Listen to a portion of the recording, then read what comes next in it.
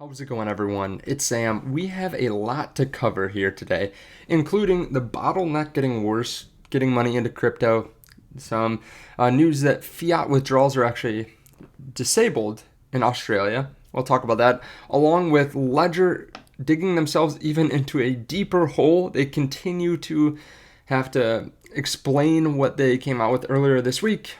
Ledger being obviously a top cold storage wallet provider, and it seems like they're losing a lot of customers recently. I also want to talk about Coinbase, some big news there, some XRP news, some Ethereum news, Bitcoin news, everything. If you don't mind, hit subscribe underneath the video, turn on that bell notification so you can see all the videos as soon as they come out, because some of it is time sensitive. There are also links underneath the video to a couple different things. One is this new token that I'm partnering with, called Commonwealth. And as I said in yesterday's video, they're working with a couple other big influencers. With the link to the whitelist underneath the video, it gives you access to buy the NFTs before the general market. We have 15 whitelist spots, and we're also giving away a couple NFTs as well. If you sign up and get those NFTs, you get free tokens later this year when they drop their token. Of course, do your own research. And then the other thing is Treasure is giving a sale. They're doing 15% off hardware wallets until Sunday, May 21st. I barely make any money from this. So the whole year I've gotten paid like 264 euros. So not very much money for how many times I've talked about it, but I use it myself. I think that it's a good wallet solution, and especially with all this stuff happening to Ledger, I think you should consider getting a Treasure wallet. Now, the market is looking fine. The overall stock market's doing extremely well. I'm up a lot I bought Netflix after earnings. They're up 7% here today.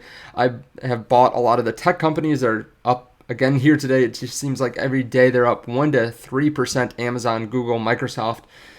So there's a lot going on there. The crypto market is a little bit more calm. We see a 1.1% move up on the day when the NASDAQ was up, about that yesterday. So not too much happening. A lot of people are in Bitcoin or are at Bitcoin Miami. So a lot of the typical trading might not be happening as much, or a lot of the institutional buying and selling might not be happening as much because there are a lot of people here networking instead of buying and selling. With that in mind, though, we do have a lot to cover here. Let's start here with Ledger. Ledger dug itself into a deeper public relations hole when its support team said it is and always has been possible for the firm to extract users' keys. You have always trusted Ledger not to deploy such firmware, whether you knew it or not. Now, I knew this. I think most people know this, that if a company, a digital wallet provider, decides that they want to hack into your wallets and steal your crypto, they could do that. That's why you never buy a second-hand ledger, because people can introduce firmware onto these kinds of devices. That's why you always have to make sure that you're buying it from the official store, you're buying it safely, everything is packaged up. So it's been obvious to me. But when I read this, I actually read their original tweet, and I thought, oh no, I couldn't believe that they said this. I couldn't believe that they would throw it out there, because it's one of those things that everyone knows, but you don't go out and say. It would be like the US government saying, hey, we're spying on you through all your phones, right? Like we all know that's happening, but it's just something that you don't want to confirm and bring more people to think about and to distrust. So I was surprised that they said this. They also had another instance where they say, you may have seen a tweet from our Ledger support account being shared regarding Ledger firmware updates. Unfortunately, in our attempt to clarify how Ledger and all wallets work with the firmware, a customer support agent posted a tweet with confusing wording. This is 29 tweets long. Someone says your thread is too long, too late, and too technical for the masses, which I kind of agree with. I think Ledger is probably fine. Like I said before, when this originally came out, I think they're probably fine. It's probably safe to keep your crypto on it. But still, it's not a good look what they've come out with. Now, the actual product, in case you don't know or you haven't heard about it, basically it's a way to recover your trusted or your private keys through kind of pushing this out to 3 trusted parties encrypted in shards, I believe it was. And this is an opt-in service, so you're not going to get it automatically. It's a paid service.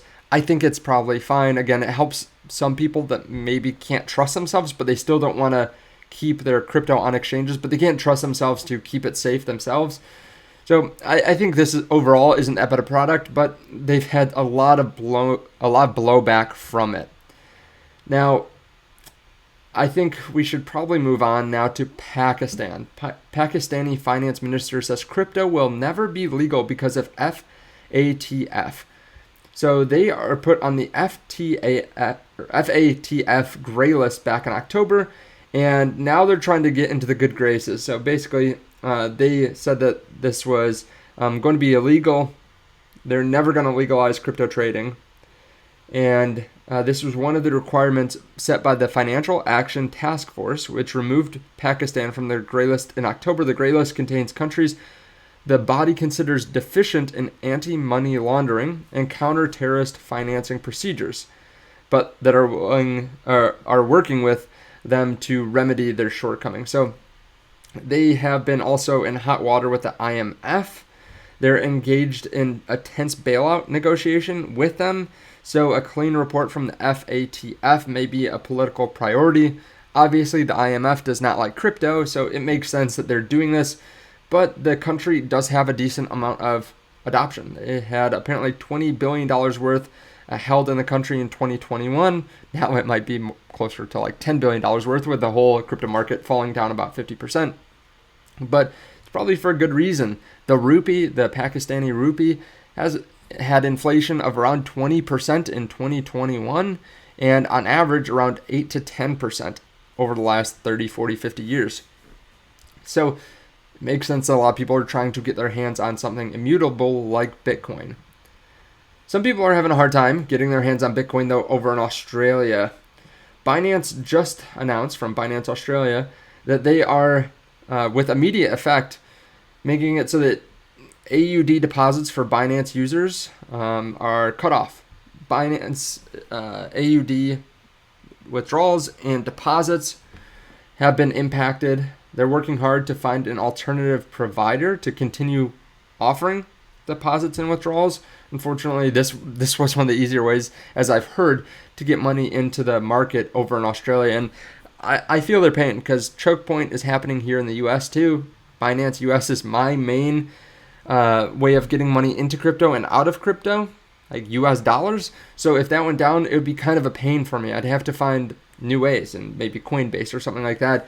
But the fact is, it's getting harder and harder to get money into crypto, which does not help the price by any means.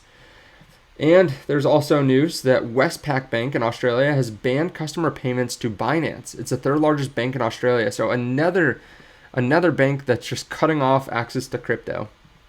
Now let's cover some good news. A lot of Ethereum is being staked. $1 million Ethereum has almost been staked in the last 7 days. There's only 18 million Ethereum on exchanges, so there's more staked than on exchanges. This is around 15% of the overall supply, and this has gone up since Shanghai upgrade, where people could actually withdraw their Ethereum.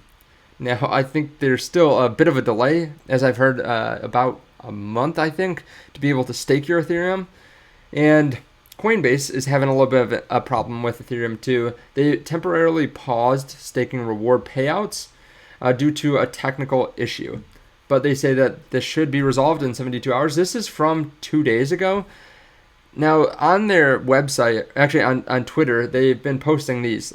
2 days ago, it said 3. Yesterday, it said 2. Today, it will say 1. It sounds like they're counting down. Maybe that's tied to the deposit rewards being back online, but it seems like this is kind of hyped up. It's very mysterious, and if they're just fixing a minor technical issue, I'm not sure that they would be posting like this. That could be the case, but that Martini guy says he thinks Coinbase is relisting XRP. Now, that would be quite interesting. XRP's done really well recently over the last 7 days, up 10%. And up much more than that from the bottom. So could be a good thing for XRP. If you want to trade on leverage, by the way, there's a link to Margex underneath the video. You can check that out. And then the last thing I want to cover, CoinDesk. Apparently bids for CoinDesk have dried up. The bid sits at 30 million. I think they were trying to get 500 million or something like that. They say bloated staffing, contracting revenues, and no meaningful research or institutional product is causing this. Basically, they just have eyeballs And there's whispers that another crypto media firm is even in worse shape.